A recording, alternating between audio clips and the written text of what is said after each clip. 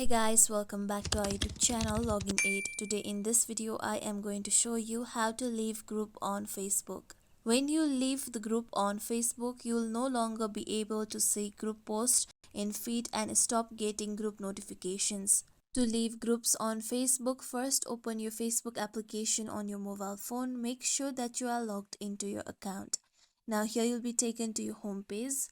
Now tap on your profile with the three lines on the top right corner.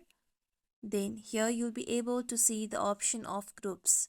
If you are not being able to see the option of groups, then tap on see more option, then scroll down, then you'll be able to find groups option. After you tap on groups option, now tap on settings icon near the plus sign on the top right. After this, here you can see the settings of group. Now tap on membership option so that you can leave group.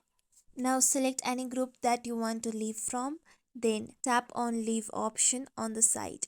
With this, if you are last admin and member leaving the group, then this will also delete the group. So tap on leave group. With this, you'll be able to leave the group.